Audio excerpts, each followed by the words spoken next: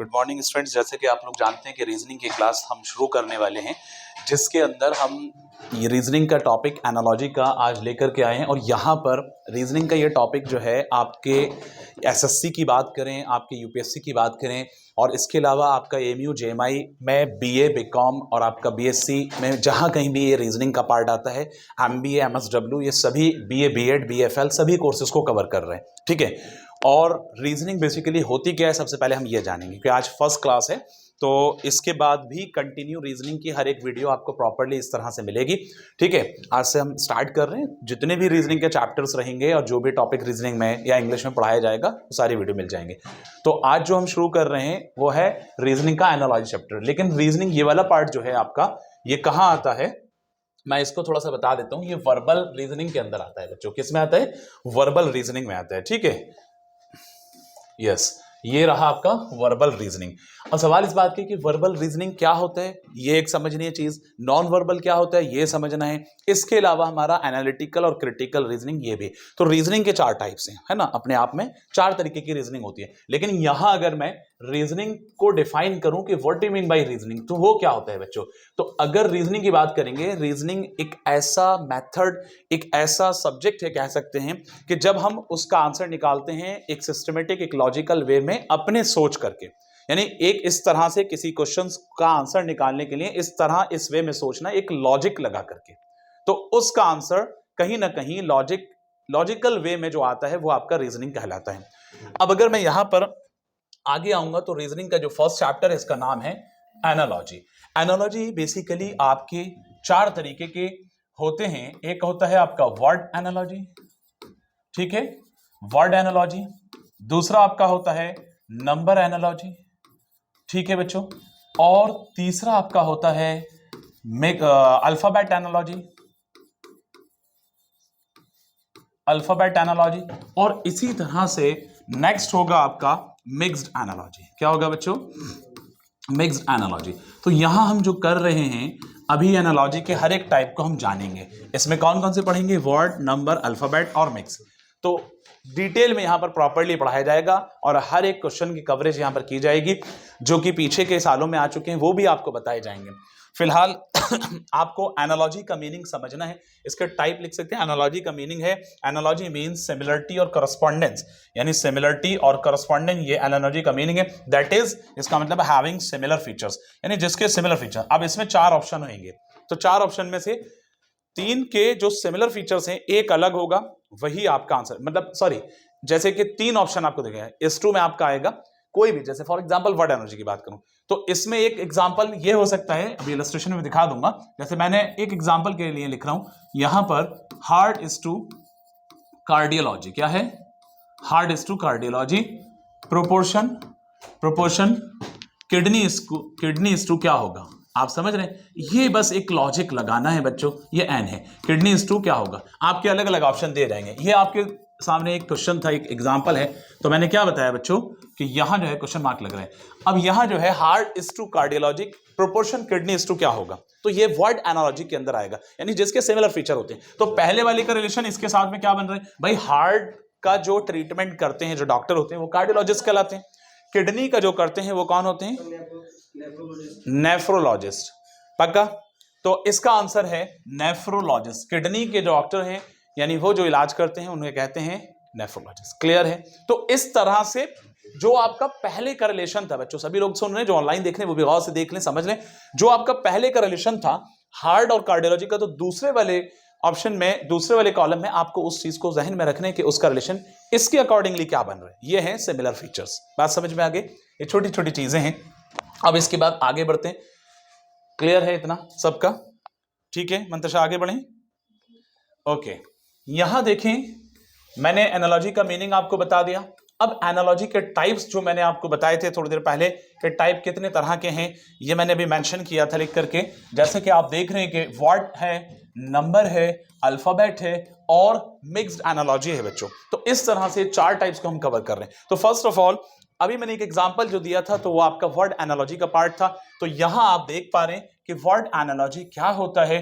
This type of analogy covers every type of relationship that one can think. There are many ways of establishing a relationship like quantity and unit, worker and tools, cause and effect, cause and effect, word synonym है ना, word antonym, country and capital, state and capital, country and currency, animal and their young ones, kid, male and female, animals and their resting place, games and places of playing, occupation their working place and their work, study and topic etcetera. यानी word का जो relation होगा बच्चों, जितना सारा मैंने सब यहां आपको बताया कि अगर हम रिलेशनशिप की बात करेंगे तो क्वांटिटी और यूनिट में होगा, वर्कर एंड टूल्स में आएगा, कॉज एंड इफेक्ट में आएगा। तो ये पूरी एक लिस्ट मैं आपको बना करके दूंगा जो आपको लर्न करना होगा उसको बहुत सारे रिलेशन में वर्ड एनालॉजी बन सकती है। फॉर एग्जांपल कि एक कंट्री आपको दे दिया, India is to Maharashtra, proportion Texas is to question mark.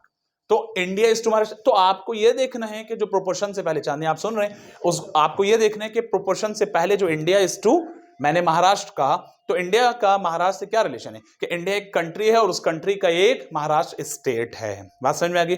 तो मैंने यहां पर कहा, अब प्रोपोर्शन आपका यहां पर कहा, या महाराष्ट्र इज टू इंडिया कह लीजिए, अपोजिट हो गया, इस तरह कह सकते हैं कि महाराष्ट्र एक स्टेट है किसका, इंडिया का। तो टेक्सास इज टू, तो टेक्सास किसका है, मेरे ख्याल से यूएसए का है ना, यूएसए का एक स्टेट। तो यहां पर इस तरह से रिलेशन को आपको जज करना है। और ऐसे मान लीजिए मैंने ऐसे कर दिया, rupee is to India, proportion dollar is to question mark. तो इंडिया जो है उसका करेंसी रुपी में आती है, अब डॉलर किस में आता है, तो वो आपको कंट्री करना है। इस तरह से डिफरेंट रिलेशन आपके सामने यहां पर आएंगे। बात समझ में आ रही है? ठीक है, ओके, आगे बढ़ते हैं। अब एक इलस्ट्रेशन, जैसा कि मैंने आपको बताया था कि वर्ड एनालॉजी का एक इलस्ट्रेशन आपके सामने है और इसका सोल्यूशन भी मेंशन किया गया है, फिर उसके बाद बाकी और चीजें आपको दिखाई जाएंगी। तो यहां आप देख रहे हैं, तो ये पहला इलस्ट्रेशन है जिसमें मैंने बताया अभी थोड़ी देर पहले, heart is to cardiology, kidney is to question mark, क्या होगा? तो ए ऑप्शन एंडोक्रिनोलॉजिस्ट, ये नहीं बनेगा। ऑर्थोडोंटिस्ट, ये अलग अलग डॉक्टर की कैटेगरी को रिप्रेजेंट कर रहा है। नेफ्रोलॉजिस्ट और आपका न्यूरोलॉजिस्ट दिमाग वाले को कहते हैं, ये आपका ऑप्शन सी था, जैसे कि सॉल्यूशन में मेंशन भी है। तो इस तरह से आपका आंसर ये होगा। तो ये कुछ छोटे छोटे एग्जांपल्स हैं इस तरह से। ये सारी चीजें यहां से आप जो है, बाकी तो वीडियो में देख रहे हैं, जितने इलस्ट्रेशन है, जितने कॉन्सेप्ट मैं बता रहा हूं, वो आप अपने अकॉर्डिंगली नोट कर सकते हैं। वीडियो को जब देखेंगे, रिकॉर्डिंग के बाद आपको मिलेगा तो अपलोड कर दिया जाएगा, तो आप उससे भी नोट कर सकते हैं। बाकी एक मैंने आप लोग के लिए अलग से और प्रैक्टिस शीट रखी है, वो प्रैक्टिस शीट आपको दे दी जाएगी after completing the chapter, and उसके बाद एक मॉक टेस्ट होगा इस चैप्टर का। इस तरह से हर एक चैप्टर का यही सीक्वेंस रहेगा। ठीक है, नेक्स्ट पर आएंगे।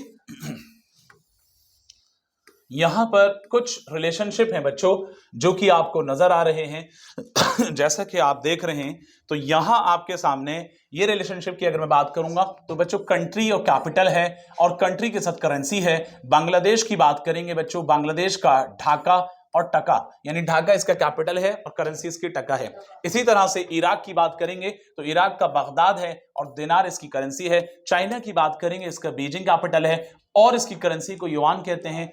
इस तरह से उमर यहां पर इंडिया अपना कंट्री, इसका कैपिटल न्यू दिल्ली और इसका करेंसी रुपी है। तो एक के बाद एक इस तरह से जितना भी हो सकता था पॉसिबल हमने सब चीज को इकट्ठा किया यहाँ पर। और इसी तरह से एनिमल में कॉक हो गया और इसका साउंड क्रो होता है, कैट का साउंड म्यू होता है, डंकी का साउंड ब्रे होता है। क्वांटिटी और यूनिट की बात करेंगे तो पावर का यूनिट वॉट होता है, प्रेशर का यूनिट पास्कल होता है, करंट का यूनिट एम्पियर होता है, एरिया का यूनिट हेक्टेयर होता है, टाइम का यूनिट सेकंड होता है, मास का यूनिट किलोग्राम होता है, वर्क का यूनिट जूल होता है, वॉल्यूम का यूनिट लीटर और इसी तरह से फोर्स का यूनिट आपका न्यूटन होता है बच्चों। तो इस तरह से डिफरेंट फील्ड के अंदर आपके रिलेशनशिप को वर्ड एनालॉजी के अंदर बन जाएगा। इसको रख दीजिए, इसको देख लीजिए तो अच्छे से समझ में आएगा। ओके डॉक्टर साहब, तो यहां पर इंस्ट्रूमेंट एंड मेजरमेंट की बात कर रहे हैं। तो इंस्ट्रूमेंट में आपको दिख रहा है ये जो भी चीजें आपको देख रही हैं उसका मेजरमेंट, जैसे सिस्मोग्राफ की बात करें तो earthquake, barometer, pressure, ammeter current और ऑडोमीटर स्पीड, यानी ये सब इंस्ट्रूमेंट हैं जिनसे इन चीजों का मेजरमेंट किया जाता है साइंटिफिकली। आप लोग आप अच्छे से जानते होंगे मंतशा। तो इस तरह से गेम की बात करेंगे तो टेनिस है, तो सुहानी आज प्रेजेंट नहीं है बट वीडियो जो रिकॉर्ड हो रही है वो देख सकते हैं, और सैरिश वगैरह या जो भी बच्चे एब्सेंट हैं तो वीडियो में देख लेंगे। अच्छे से वीडियो स्टार्टिंग से लास्ट तक देखना है। Tennis court, wrestling arena, boxing, यानी वो जगह है गेम का जहां खेले जाते हैं। बात समझ में आती है? ये रिलेशन को, ये सब आपको याद करना है, आपको टाइम देना है। समझ में आ रही बात? ऑक्यूपेशन की बात करेंगे तो फार्मर का क्रॉप, इसी तरह से आर्किटेक्ट का डिजाइन और प्रोड्यूसर का फिल्म्स, कुल मिलाकर के इस तरह से मुख्तलिफ डिफरेंट, और आपको यहां पर वर्ड का रिलेशन दे रखा है, ऐसे हजारों रिलेशन आपके सामने। यहां पर तो कुछ ही हैं, लेकिन जैसे जैसे आप क्वेश्चंस की प्रैक्टिस करेंगे, जैसे जैसे चीजों को आप सर्च करेंगे, तो बहुत सारी चीजें सामने आएंगी। ठीक है, बाकी हम आपके पास हैं, यहाँ जो भी प्रॉब्लम रहेगी आपकी हेल्प की जाएगी, बट आप लोगों को अपने हैंड से एफर्ट जरूर लगाना। States of India capital, word antonym है ना, वर्ड एंटोनियम भी दे रखा है, robust, weak, deep, shallow, chairs, peace, इस तरह से स्टडी के टॉपिक हैं, है ना, बॉटनी का प्लांट्स हो गया, कार्डियोलॉजी का हार्ट हो गया, अलग अलग तरीके से स्पेशलिस्ट और सब्जेक्ट दे रखा है, ये भी आपके सामने है। इंडिविजुअल और ड्वेलिंग दे रखा है, तो लाइन का कहाँ रहता है ये, ड्वेलिंग मतलब जो उसकी रहने की जगह होती है, बसने की जगह होती है, ड्वेल मतलब बसना होता है, और ड्वेलिंग से बसने की जगह। तो den, spider web, horse scrabble, bird nest, इस तरह से। तो इंडिविजुअल और क्लास दे रखा है। फ्रॉग का जो है वो एम्फीबियन है, रैट का रोडेंट है, यानी कुछ रेंगने वाले हैं, कुछ उड़ने वाले हैं, कुछ चलने वाले हैं, कुछ भागने वाले, अलग अलग डिफरेंट कैटेगरी जानवरों की। मैन की बात करेंगे, किस कैटेगरी में? मैमल में आएगा। Man is also animal and he is known as social animal. बात समझ में? तो इसीलिए इंसान को भी अपने हद में रहना चाहिए। खैर, स्नेक की बात करेंगे, यस, लेकिन जितनी मखलूक हैं अल्लाह ताला ने जो भेजी हैं, ऊपर वाले ने जो भेजी हैं, जो भी मखलूक हैं, वो उनमें सबसे बेटर जो है वो इंसान है। इसलिए क्योंकि उसको अकल दी है, विल पावर दी है। समझ रहे? तो इस तरह से वो एक सोशल एनिमल है। तो यहां पर स्नेक की बात करेंगे, रिप्टाइल में आएगा, ऑस्ट्रिच की बात करेंगे, बर्ड में आएगा। तो डिफरेंट रिलेशन को आपको कवर करना है। तो सारा ये आपका हो गया। अब इसके बाद हम आएंगे यहां पर नंबर एनालॉजी के एग्जांपल कैसे होते हैं। मैंने अभी वर्ड एनालॉजी का थोड़ा सा आपको दिखाया था। नंबर एनालॉजी में किस तरह से आएगा, ये जरूर एक दो क्वेश्चन में बताऊंगा ताकि आपके कॉन्सेप्ट क्लियर हो जाए। देखें बच्चों, number analogy, in this type of analogy numbers are given in a pair of the group. Number जो दे रखे होंगे वो पेयर ऑफ ग्रुप में, the candidate has to find the relationship between the numbers और ग्रुप ऑफ नंबर्स। यानी the relationship in numbers analogy can be following types. देखो, याद रखो कि जब नंबर एनालॉजी आएगी तो पहले वाला रिलेशन नंबर के रिगार्डिंग, दूसरा वाला रिलेशन भी नंबर के रिगार्डिंग होगा, लेकिन सिमिलर फीचर होने चाहिए पहले ऑप्शंस को देखकर। जैसे इस टू के बाद जो पहले प्रोपोर्शन के पहले जो चीज आएगी, जैसे मैंने अभी एग्जांपल दिया। लेकिन उसमें कौन कौन सी चीजें हम पढ़ने वाले हैं, ये एक बड़ी इंपॉर्टेंट चीज है। हमें नंबर के रिलेशन, वर्ड के अंदर मैंने बताया सारे रिलेशन ये है ना, एंटोनिम, सिनोनिम, सारी चीजें।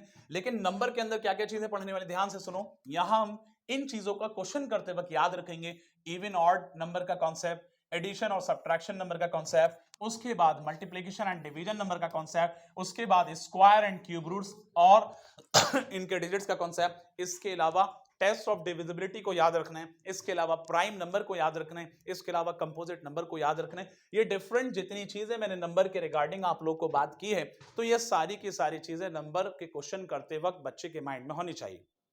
इवन नंबर क्या होते हैं आप सब जानते हैं, ऑड नंबर क्या होते हैं आप सब जानते हैं, एडिशन सब्ट्रैक्शन नंबर का पैटर्न किस तरह से बढ़ रहा है कि घट रहा है, ये सारी चीजें, multiplication, square, square root, class 8 का चैप्टर नंबर 6 और चैप्टर नंबर 7 आप लोगों ने सबने पढ़ा है, और वहां से सब पढ़ करके आते हैं उस चीज को, स्क्वायर, स्क्वायर रूट क्या होता है। जैसे फॉर एग्जांपल 2 का स्क्वायर की बात करेंगे। अब हमारे कुछ सीधे साधे बच्चे ऐसे होते हैं कि 2 का स्क्वायर बताया, पता चला कि वो पीछे से मैथ्स पता नहीं किस जमाने में पढ़ करके आए। अब 2 का स्क्वायर है तो इसका मतलब है 2 इंटू 2, तो ये बनेगा 4। लेकिन वो सीधे बच्चे क्या करते हैं कि भाई ये सोचते हैं कि ये 2 का पावर 2 है, इससे मल्टीप्लाई करना है। हालांकि वो इत्तेफाक इस पर सिर्फ वैलिड हो जाता है। लेकिन अगर मैंने 3 का स्क्वायर लिखा तो यहां पर मैंने बताया भाई इसको 2 बार करना है, ये बन जाएगा 9। लेकिन कुछ बच्चे सीधे साधे हमारे होते हैं, वो करते हैं 3 इंटू 2, जो कि ये गलत है।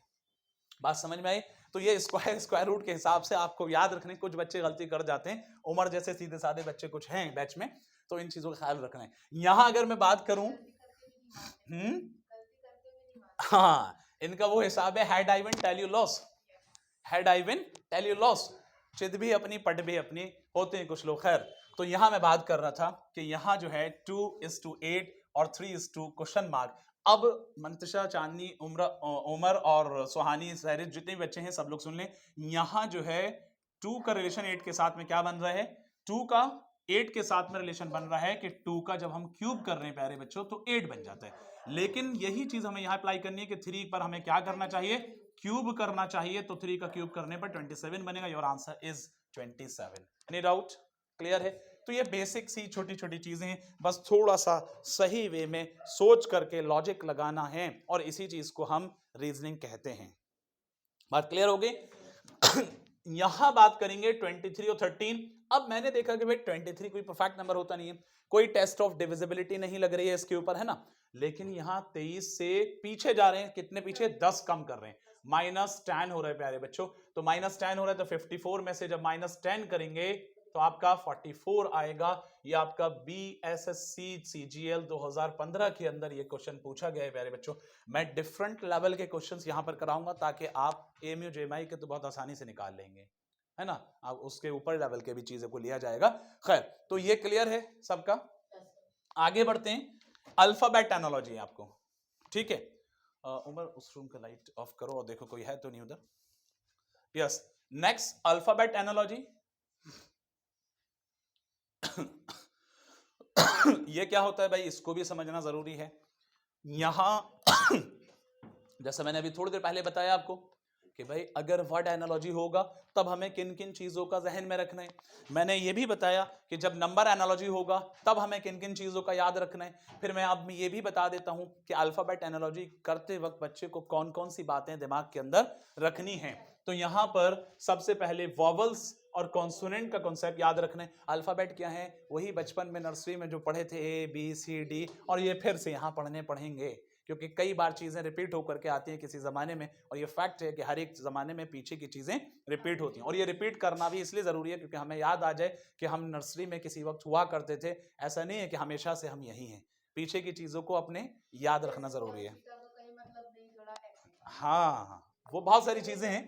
तो बहरहाल, increasing decreasing position of the letter, कि लेटर कितना बढ़ रहा है कितना घट रहा है। Reverse order of the position of letter, यानी वो रिवर्स ऑर्डर का मतलब बैकवर्ड काउंटिंग। इसके अंदर दो तरह की काउंटिंग आएंगी बच्चों, एक होता है फॉरवर्ड काउंटिंग, एक होता है बैकवर्ड काउंटिंग।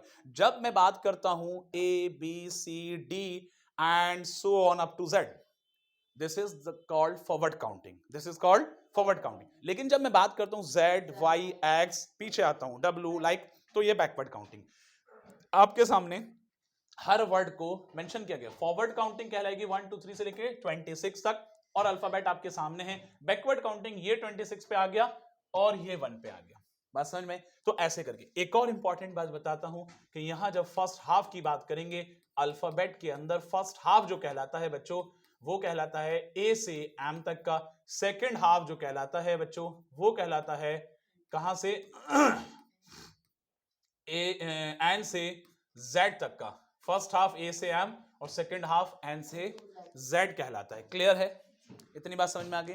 दूसरी एक और इंपॉर्टेंट बात है कि हर अल्फाबेट की पोजीशन आपको याद होनी चाहिए, लेकिन जब आप इतना याद करेंगे, कुछ इसके जब हम अल्फाबेट सीरीज पढ़ाते हैं तो वहां पर हम कुछ यहां पर कोड्स बताए जाएंगे। फिलहाल मैंने एक दो बता दिए, लेकिन वहां पर प्रॉपर कोड्स बताए जाएंगे कि A से Z तक जो होता है वो कहलाता है आजा, इसका कोड है आजा। ऐसे करके बहुत सारे बनाए। तो अब याद रखना कि आजा का कोड जो बनेगा इस सिचुएशन पर, ये 26वें नंबर पे है, ये पहले नंबर पे, तो इस कंडीशन पर आजा के कोड में आपका 1 और 26 मिलाकर के 27 होगा। जो भी हम कोड जो दो अल्फाबेट को रखेंगे उनका सम हर बार कितना आएगा, 27 आएगा। ये अल्फाबेट सीरीज के रिगार्डिंग वहां बताई जाएगी बात डिटेल में। मैंने कुछ एग्जांपल रख दिए। जैसे अगर मैं बात करता हूं B से X, X का है बल्कि Y होगा, है ना, B से Y, क्योंकि ये हो जाएगा बच्चों Y, ये हो जाएगा कोड इसका Y। तो Y इसका भी सम जो आएगा 27, क्योंकि B की जो पोजीशन है 2 है, Y की पोजीशन उधर से वहां से जाएंगे कितनी है, 25 प्लस 2 ये गॉट 27। बात समझ में? हर वो अल्फाबेट जो फॉरवर्ड काउंटिंग से पहला और बैकवर्ड फॉरवर्ड काउंटिंग से जो उधर से पीछे से लिया जाएगा, तो दोनों का सम करने पर आपका बनेगा 27। इसका कॉन्सेप्ट यहां यूज नहीं है, बस मैंने जनरल बता दिया है, लेकिन यहां इसका यूज बस इतना है। ये चीजें जो मैंने बताई है, reverse order of the position, vowels और कॉन्सोनेंट। वॉवेल्स क्या होते हैं, कॉन्सोनेंट क्या होते हैं, ये आप लोग जानते हैं। इसी तरह से इंक्रीजिंग और decreasing position of the letter, ये सारी चीजें हम पढ़ेंगे जानेंगे। लेकिन इसके अंदर ये याद रखना है कि इनकी पोजीशन जरूर याद रखनी है सारे बच्चों को। ये जो कॉन्सेप्ट है अल्फाबेट टेस्ट के नाम से एक चैप्टर प्रॉपर है वहां, या अल्फाबेट सीरीज के नाम से वहां बताया जाएगा। फिलहाल समझें इसको। एक इलस्ट्रेशन आपके सामने है AFKP BgAlQ प्रोपोर्शन CHMR। अच्छा क्वेश्चन है। ऐसे क्वेश्चन को हमें पहले ये देखना है प्यारे बच्चों कि इसके साथ में इसका रिलेशन क्या बनेगा, इसके साथ में इसका रिलेशन क्या बनेगा। तो अगर मैं बात कर रहा हूं तो इसका A F K P मैंने ऐसे लिखा, या मैं A को B से मिला दूं, F को G से मिला दूं, फर्स्ट के साथ में जाएगा, सेकंड के साथ में जाएगा, थर्ड के साथ में जाएगा और फोर्थ के साथ में जाएगा प्यारे बच्चों। तो यहां पर जो है मैंने आपको बताया कि A से B तक आने में +1 हो रहा है। कितना हो रहा है? A से B तक जाने में उमर कितना हो रहा है? +1 हो रहा है। और F से G तक जाने में +1 हो रहा है। K से L तक जाने पे +1 हो रहा है। तो इस तरह से P से Q तक जाने पर +1 हो रहा है। तो ये बात बहुत क्लियर हो गया कि CHMR की अगर हम बात करेंगे प्यारे बच्चों तो यहां पर CHMR इसका सोल्यूशन ये रहा। तो C में जब +1 करते हैं तो हमें D मिलता है, H में +1 करते हैं अकॉर्डिंग टू दिस सीक्वेंस तो I मिलता है, और इसी तरह से M में +1 करते हैं तो N मिलता है, R में +1 करते हैं तो क्या मिलता है? S मिलता है। तो your answer will be DINS, option number A. कोई दिक्कत? यहां तक सबका क्लियर? जो ऑनलाइन देख रहे हैं, जो वीडियो को देख रहे हैं, उनका भी सबका क्लियर हो रहा होगा, आई होप सो। अगर कहीं कोई कंफ्यूजन है तो मुझे कमेंट करके पूछ सकते हैं, definitely I will help you. ठीक है, यहां क्लियर सबका? आगे बढ़ते हैं। Mixed analogy. अभी तक हमने कितनी एनालॉजी को पढ़ा? वर्ड एनालॉजी, फिर दूसरा नंबर एनालॉजी, तीसरा हमने अल्फाबेट एनालॉजी, और चौथा अब मिक्स्ड एनालॉजी पढ़ने जा रहे हैं। तो बच्चों मिक्स्ड एनालॉजी आपके सामने किस तरह का है इसको देखना है। मिक्स्ड एनालॉजी के अंदर आपको अल्फाबेट और आपके नंबर्स 2-4 चीजें मिलकर के आएंगी। जैसा कि इसके अंदर किन चीजों का याद रखना है प्यारे बच्चों। सबसे पहला स्टेप है the position of the alphabets और लेटर्स। अल्फाबेट्स और लेटर्स की पोजीशंस को हमें मिक्स्ड एनालॉजी के अंदर याद रखना है। दूसरा इसमें बात याद रखनी है सम और product of the position of the alphabets और लेटर्स एक्सेट्रा, यानी वहां कितना सम हो रहा है, कितना प्रोडक्ट हो रहा है। सबट्रैक्शन की कंडीशन भी आएगी। ये 2-4 बातों को याद रखना है। बाकी जो नंबर वाले कॉन्सेप्ट है वो नंबर के अकॉर्डिंग याद रखेंगे, अल्फाबेट वाले जो कॉन्सेप्ट है वो अल्फाबेट के अकॉर्डिंग याद रखेंगे। तो फर्स्ट ऑफ ऑल यहां पर हमारे सामने एक छोटा सा एग्जांपल है न्यूज, और यहां इसके सामने कुछ नंबर हैं 14, 5, 23, 9, 19। पेपर के आगे क्वेश्चन मार्क लगा है बच्चों।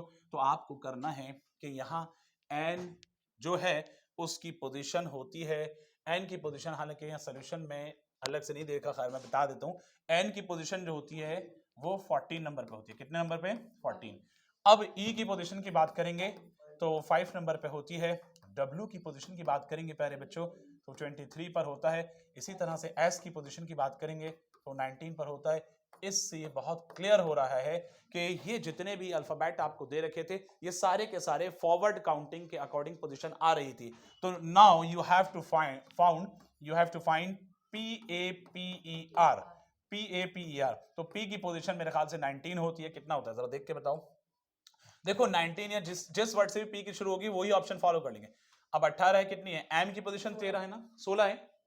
तो 16 वाले इधर देखो, 16 वाले 2 ऑप्शन है बच्चों, तो ये वाले ऑप्शन को आप हटा देंगे। इधर सुने, M के बाद काउंट कर लो ना। M 13 पे है, फर्स्ट हाफ बताया। NOP 14, 15, 16 सही तो है। तो 16 वाला बनेगा। ये 18 और 32 वाला इसको पहले हटा दो। पहले कट गया तो आंसर कितना करीब हो गया? आप आंसर के 50% करीब हो गए, 50% नियरेस्ट हो गए। तो इनमें से कोई एक है। अब P के बाद मेरे भाई 16 हो गया। अब P के बाद A है तो A 1 पर होता है, फिर 16 होता है, फिर E 5 पर होता है। तो बच्चों R कितने पर होगा? तो आप इससे अंदाजा लगा लो 16, 1, 16, 5, 16, 1, 16, 5 और R जो है 18 पर होगा। तो इससे समझ में आया 16, 1, 16, 5 ये वाला होगा, ये हट जाएगा। यहाँ कोई दिक्कत? क्लियर है? इंटरेस्टिंग है? ठीक है। अब इसकी शीट आपको मिलेगी चैप्टर को कंप्लीट करने के बाद, बट आप लोग सेल्फ पढ़ेंगे। थोड़ा सा वक्त निकालो, टाइम दो। जो 1-2 दिन से थोड़ा सा मेरी जो क्लास में 10-5 मिनट का अप एंड डाउन हो जा रहा है तो उसके जिम्मेदार आप लोग भी हैं, सिर्फ मैं नहीं हूं। मैं इसीलिए आज कंपनसेट करने 2 घंटे की क्लास लेकर इसीलिए आया हूं क्योंकि बच्चों को ये लग रहा है कि लॉस जो हो रहा है वो लॉस नहीं है बेटा। कई जिम्मेदारियां साथ में होती हैं जिसकी वजह से टाइम हो जाता है इस तरह। अगर मैं वहां मान लीजिए 2:30 बजे शुरू करता हूं या 2:45 पे शुरू करता हूं और मान लीजिए 1 घंटे के हिसाब से मैं एक्सटेंड कर दूं तो मुझे अगले वाले टीचर का भी सोचना पड़ता है कि शाजिब सर की टाइमिंग वहां पर 3 से 4 है, फिर उनको भी घर जाना होता है। अगर मैं वहां पर 3 बजे से 4 बजे कंटिन्यू आगे कर दूं, मान लीजिए मैंने 2:40 पे शुरू किया या 2:35 पे शुरू किया, मैं 3:35-40 तक कंटिन्यू करता हूं, तो उस केस में कहीं ना कहीं शाजिब भाई का टाइम डिस्टर्ब हो जाएगा, फिर वो आगे और एक्सटेंड करेंगे, वो लेट होंगे। तो इसलिए मैं अपने टाइम को खुद वहां मैनेज कर लेता हूं, जहां तक अगर 3:10 तक हो रहा है, 3:15 तक हो रहा है वहां तक। लेकिन एक अनाउंसमेंट, ये लाइव क्लास है, एक अनाउंसमेंट खास तौर पे ये ओपन ये इसलिए किया जा रहा है कि जो बच्चे एब्सेंट रह रहे हैं वो भी अब कंटिन्यू रहें। दूसरी बात कि कल से अनाउंसमेंट ये है कि कल से मैं 2 बजे एग्जैक्ट क्लास शुरू कर दूंगा। 2:03, 2:04, 5 मिनट इतना टाइम दिया जाएगा। 2 बजे क्लास शुरू होगी, कोशिश करेंगे कि उसकी रिकॉर्डिंग करें, और अगर रिकॉर्डिंग नहीं होगी तो बाकी जो लेट आएंगे तो वो पीछे के वर्क को अपने हिसाब से मैनेज करें, क्योंकि मैं नहीं चाहता कि बैच के अंदर किसी बच्चे का लॉस हो। जिसका अपना पर्सनल मामला है तो उस चीज को सॉल्व करें, ठीक है, क्योंकि ये थोड़ा सा प्रॉब्लम बन रही है टाइमिंग को लेकर के, तो आप लोग थोड़ा मैनेज करो, क्योंकि आप लोग लेट बात हो जाते हो। इतना क्लियर है सबका, ये सारा पॉइंट। अब एक क्वेश्चन और है आपके पास में जो है FILM is to 10, hotel is to proportion। बहुत अच्छा क्वेश्चन है, लेकिन इसको थोड़ा सा गहराई से समझना है, और ये क्वेश्चन अक्सर इस तरह के क्वेश्चन आते हैं एग्जाम में। देखो, आपके पास पहला अल्फाबेट यानी जो पहला वर्ड बन रहा था उन अल्फाबेट से, वो है FILM। यहां आपके पास में F की पोजीशन 6, N की पोजीशन 9, L की पोजीशन 12, M की पोजीशन 13। Got it. अब यहां सबका सम करने पर बच्चे कितना आएगा? 40 आ जाएगा। सही है। सवाल इस बात का है कि मैंने अभी, देखो इस आगे वाली चीज को मत देखो, फिलहाल मैं जो बता रहा हूं उसको फोकस करो, जो मैं समझाने की कोशिश करूं। हमने नॉर्मली पोजीशन को लिया, पोजीशन को सम किया, 40 सम बना। अब इसकी पोजीशन को लिया, H की पोजीशन 8 है, O की पोजीशन 15 है, T की पोजीशन 20 है, E की पोजीशन 5 है, L की पोजीशन 12 है। जब सबका मैं सम करता हूं तो मुझे मिलता है 60। दो चीजें हमारे सामने ऐसे आई, एक 40 और एक 60। क्लियर? लेकिन अब हम ये जज करना चाहेंगे कि आंसर सही कैसे आएगा। असल में फिल्म के साथ में हमें 10 दे रखा है, लेकिन हमारे पास में क्या है 40। अब वहां बच्चे के सामने का सोल्यूशन नहीं है, ये तो एक इलस्ट्रेशन है, बट मैं आपको बता रहा हूं कि बच्चे का वे क्या होता है और कैसे आपको वे बनाना है क्वेश्चन करने का। आपने देखा कि 6 और 9 15, 12 और 3 25, 25 में से 15 घटा दो 10 आएगा, आ रहा है 10। एक तरीके से टैन वहां पर हमारा फॉलो कर रहा है, लेकिन यहां 4 अल्फाबेट थे, तो 2 को मैंने एक साथ लिया, बड़े नंबर को, 2 छोटे नंबर को एक साथ लिया, दोनों का अलग अलग सम करके डिफरेंस कर दिया, आंसर 10 आ रहा था।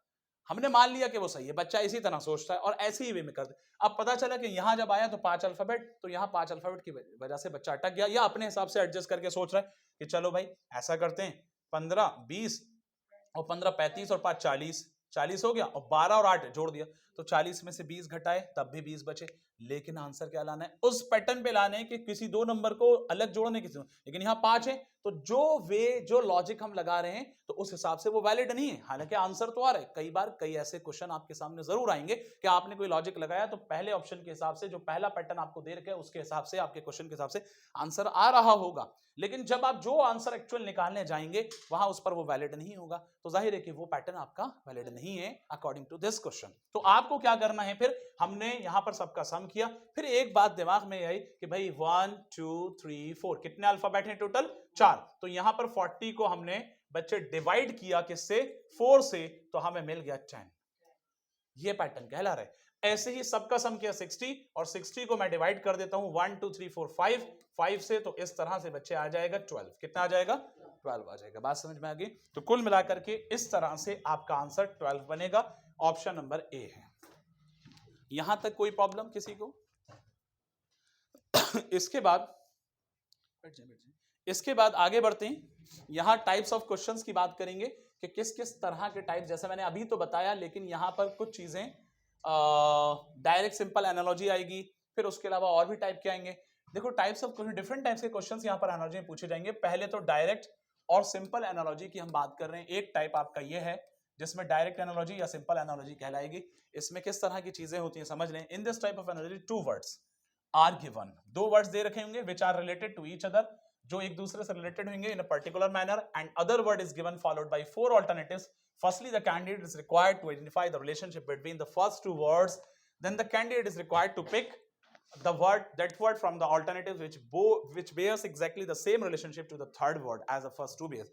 जैसा कि मैंने अभी जिस पैटर्न पर क्वेश्चन कराए उसी पैटर्न पर क्वेश्चन यहाँ करने, बस पहला रिलेशन को देखना है, बस यहाँ पर वर्ड का डायरेक्ट या simple analogy. College is related to student. अब in the same way hospital is related to किससे होगा?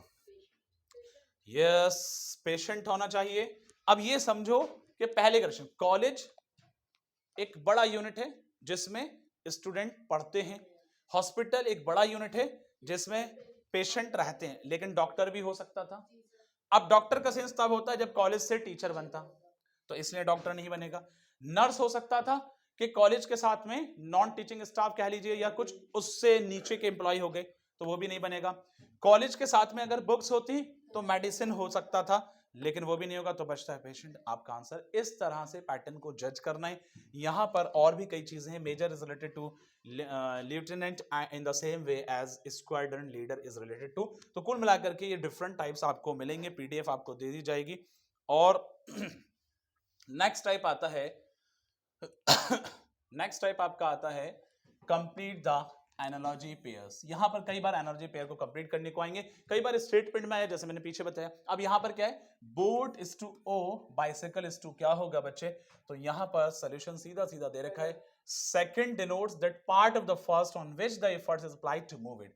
बोट इज टू ओर यानी बोट का एक पार्ट है और, इसी तरह से बाइसिकल का जो पार्ट है जिससे वो चलता है। अब और क्या है? जिससे बोट चला रहे हैं, है ना, जिससे बोट चलाते हैं ऐसे कर करके। तो ये जो चीज है ना, ये आपका एक इंस्ट्रूमेंट है, लेकिन बाइसिकल का क्या है? पेडल है। बात समझ में आ गई? क्लियर है बिल्कुल। इलस्ट्रेशन 10 की बात करेंगे, ये 9 है। अब 10 की बात करेंगे, फ्लावर इज टू रिवॉल्व, ऐसा कुछ देखा है। तो कई बार एनालॉजी के हिसाब से देखें, देखो एफ जो था बच्चों वो लास्ट में चला गया, है ना, एल जो था वो इधर बिल्कुल अपोजिट हो गया, रिवर्स हो गया, है ना। तो फ्रूट्स का क्या बनेगा? सीधा सीधा इसका आंसर ये BSSC CGL में आया है 2015 में। तो आपका फ्रूट्स का क्या बनेगा? फ्रूट्स का यहां पर सबसे पहले S बनेगा, फिर उसके बाद T बनेगा, फिर I बनेगा, फिर U बनेगा, फिर R बनेगा, फिर F बनेगा। अब ऐसा कोई ऑप्शन है? STIURF है। बात क्लियर? तो इस तरह के पैटर्न पे भी आपके क्वेश्चंस रहने वाले हैं। अगला क्वेश्चन टाइप नंबर C है, जिसके अंदर आपको ये याद रखना है कि choosing the analogy analogous pair. इसके अंदर देखो किस तरह के पेयर हैं। टाइप C आपके सामने है, ठीक है बच्चों, टाइप C आपके सामने है जिसमें आपको नजर आ रहा है। इसमें क्या है? Apostate religion. उसके बाद यहां पर एक 9:50, तो मैं दोनों समझा देता हूं। टीचर, देखो पहला क्या दे रखा है ऑप्शन आपको, teacher is to education, traitor is to country, potentate लिखा है ना, potentate is to kingdom, jailer is to law. तो पहला रिलेशन हमें समझना है, एपोस्टेट रिलीजन का क्या रिलेशन है। एपोस्टेट देखो ऑप्शन में दिखा है, apostate is one who renounces religion. एक बार मैं अप करके देखता हूं, यहां देखें जरा साफ, अब जरा देखें यहां क्या है, apostate is one who renounces religion, similarly traitor is one who betrays his country. यानी एक तरह से यहां पर क्या है कि एपोस्टेट उसको कहा गया है जो रिनाउंस कर रहा है रिलीजन को। अब इसी तरह से ट्रीटर जो है वो है जो कंट्री को बीट्रेट कर रहा है, बीट्रे कर रहा है, धोखा दे रहा है ना। तो इसका से इसके रिलेशन में सेंस क्या जा रहा है? इसके रिलेशन में सेंस क्या जा रहा है? इसका मतलब समझ रहे हैं ना आप लोग? एपोस्टेट रिलीजन यानी वो उसके खिलाफ कर रहे हैं, खिलाफ चल रहे हैं, अपने रिलीजन के अगेंस्ट चल रहे हैं।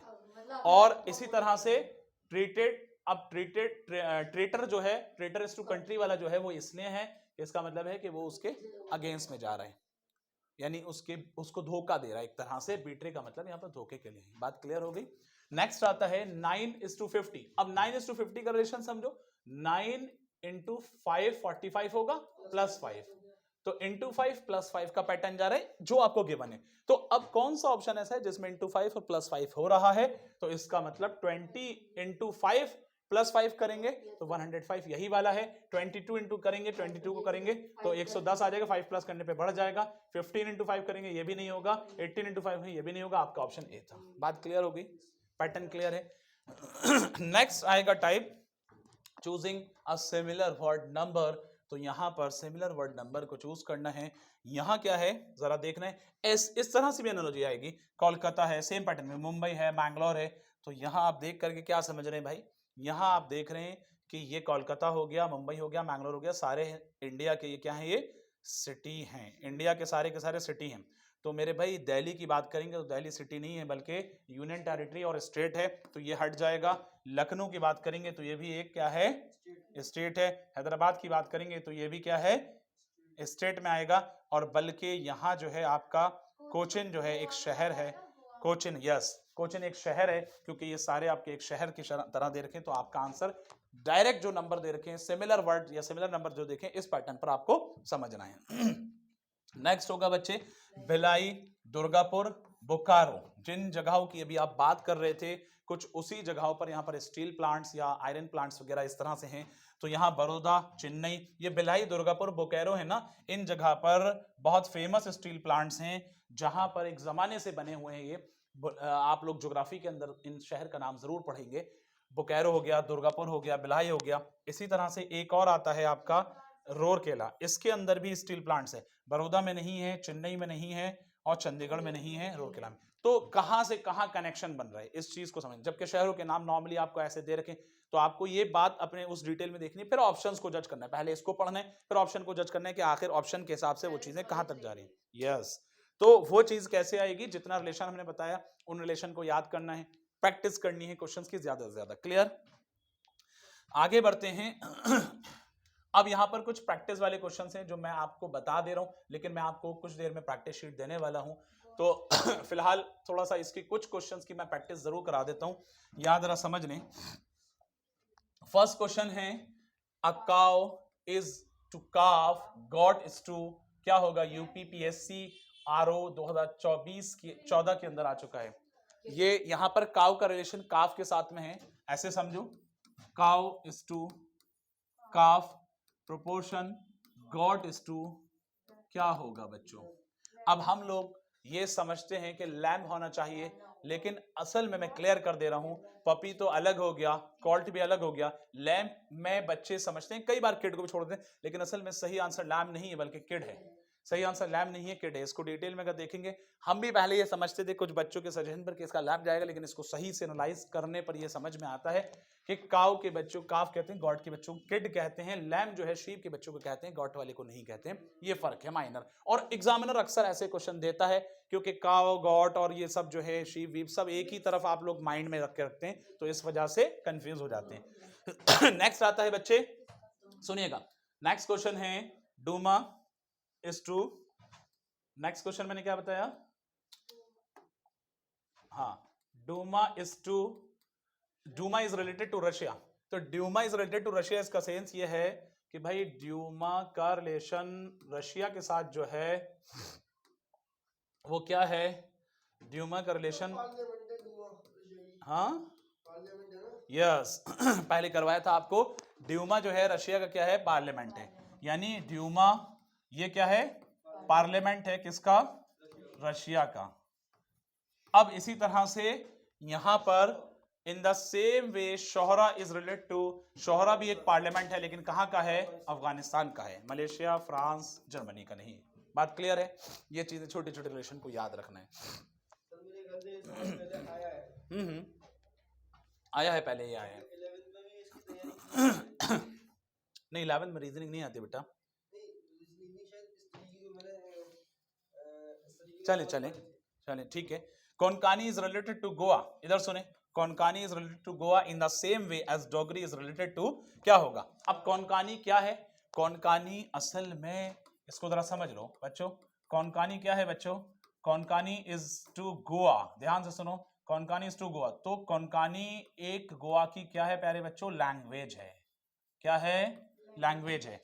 तो मेरे भाई यहां पर कह रहे हैं in the same way Dogri is related to, Dogri कहां की लैंग्वेज है, जम्मू एंड कश्मीर, डोगरी जम्मू एंड कश्मीर की लैंग्वेज है। शादेब सर की क्लास में इस चीज का जरूर डिस्कशन होगा, इस तरह के टॉपिक वहां उनकी क्लास में है। तो डोगरी कहां की लैंग्वेज है, जम्मू कश्मीर की है। बात क्लियर हो गई, समझ में आ गया। तो ये बेसिक नॉलेज आपको जरूरी है, तो इस तरह से ही कंपटीशन निकल पाता है, क्योंकि डिफरेंट जगहों की नॉलेज को, डिफरेंट सब्जेक्ट की नॉलेज को लेना होता है, तब जाकर के चीजें इंप्रूव होती हैं। तो ये क्लियर है सारा पॉइंट, आगे बढ़ते हैं। नोट तो नहीं करना मंत्रिशा। नेक्स्ट आएगा पिच, आप जरा समझें, पिच इज रिलेटेड टू, ये वाला था ना, pitch is related to cricket. तो पिच के ऊपर क्रिकेट खेला जाता है। In the same way arena is related to, अभी थोड़ी देर पहले रिलेशन आया था, wrestling. Arena is related to wrestling. बच्चे बात क्लियर हो रही है सबके? ठीक है चांदनी, ओके। नेक्स्ट क्वेश्चन है, choose the options that express the same relationship as the following. ध्यान देना, टोबैको इज टू कैंसर, फिर पूरा यहां पर है प्रोपोर्शन के बाद क्वेश्चन मार्क। तो देखो टोबैको इज टू कैंसर, तो टोबैको का कैंसर से रिलेशन क्या है, उसके ऊपर लिखा होता है कि स्मोकिंग या इस तरह का जो गुटखा खाना वगैरह इज इंजूरियस टू हेल्थ, लेकिन फिर बावजूद उसके कुछ लोग बेवकूफ हैं जो फिर भी खाते रहते हैं। तो खैर यहां पर हाँ मैं कह रहा हूं कि टोबैको इज टू कैंसर, तो टोबैको की वजह से कैंसर होता है, तो ये इसका रीजन है, ये इसका रीजन है, ये बीमारी है, ये रीजन है। तो मिल्क फूड ये तो कोई नहीं बना, बर्ड फ्लावर ये कोई नहीं बना, soil erosion, honey bee wax ये नहीं बना, मॉस्किटो के काटने से मलेरिया होता है बच्चों, तो इसलिए आंसर नंबर डी होगा। लेकिन यहां पर रीजन क्या था, इसके खाने से ये कैंसर हो रहा है, तो मॉस्किटो के काटने से मलेरिया हो रहा है, ये चीज मैं कहना चाह रहा हूं। बात समझ में आ गई? नेक्स्ट है, अब नहीं खाना जो भी खाते हैं, हाँ यस। नेक्स्ट है क्वेश्चन नंबर 6। क्वेश्चन नंबर 6 के अंदर कहा गया है, यस ये वाला क्वेश्चन है, cyclone is related to anti cyclone. ध्यान से देखो, साइक्लोन ये एंटोनियम है बच्चों, cyclone is related to anti cyclone, तो इसका मतलब फ्लड इज रिलेटेड टू, तो मेरे भाई डिवेस्टेशन नहीं होगा, हैवॉक नहीं होगा, रिवर नहीं होगा, ड्रॉट होगा, क्योंकि फ्लड पानी पानी हो जाता है, ड्रॉट में सब सूखा हो जाता है, अपोजिट हो गया। बात समझ में आई? यहां पर बात करेंगे, doctor is related to patient, doctor is related to patient, यानी डॉक्टर जो है वो किसको ट्रीट करता है, किसको डील करता है, मरीज को। And lawyer is related to client, customer नहीं कहलाता, मैजिस्ट्रेट तो अलग ही हो गया, क्रिमिनल नहीं कहलाता। यूपी बीएड के अंदर आया 2008 में क्वेश्चन, अच्छे क्वेश्चन है। तो इस तरह से नेक्स्ट क्वेश्चन आता है, एस्बाल्ड इज रिलेटेड टू ब्लंट, एस्बाल्ड इज रिलेटेड टू ब्लंट। आप कह रहे हैं in the same way baron is related to, क्या है, तो भाई यहां जरा रिलेशन समझें, बाल्ड किसे कहते हैं और ब्लंट किसे कहते हैं, ये अपने आप में, यस ये अपने आप में एंटोनियम है, एक है इसके अंदर बाल वाला, एक है इसके अंदर बेबाल वाला, बेपर वाला। तो ऐसे ही बैरन कहते हैं बंजर, बंजर जहां उपजाऊ जमीन नहीं है, बैरन, तो उसका बनेगा बच्चे फर्टाइल, फार्म वेजिटेशन ये हट जाएगा। ये बच्चे एसएससी एफसीआई 2012 के अंदर क्वेश्चन पूछा गया है। सभी क्वेश्चन यहां पर बहुत इंपॉर्टेंट हैं, अच्छे से आपको सुनना है, समझना है, देखना है। वीडियो को पूरा शुरू से एंड तक जरूर देखें ताकि आप लोगों के हर एक कॉन्सेप्ट क्लियर हो सके। नेक्स्ट की बात करेंगे, atom is related two molecule. Atom, अब ये केमिस्ट्री से आ गया तो डिफरेंट जगह से क्वेश्चन आ जाता है, तो यहां आपको समझना है, atom molecule in the same way cell is related to. आप बताओ पक्का? गलत है, बताता हूं रीजन, बताता हूं रीजन, इसको इसके साथ समझना। देखो केमिस्ट्री से आप पढ़ करके आए लेकिन फिर भी आप लैग कर रहे हैं, लेकिन डिटेल में उसकी गहराई में समझना है, समझो। मैटर नहीं होगा, अब बताता हूं, बैटरी नहीं होगा, ऑर्गेनिज्म है, क्योंकि एटम से मिलकर के मॉलिक्यूल बनता है, बहुत सारे एटम से मिलकर मॉलिक्यूल, तो सेल से मिलकर के एक ऑर्गेनिज्म बनता है। बात समझ में आ गई? इस सेंस में आपका सही आंसर ऑर्गेनिज्म है। नेक्स्ट क्वेश्चन है, इसके बाद एक और देखते हैं, यहां तक सबका क्लियर है?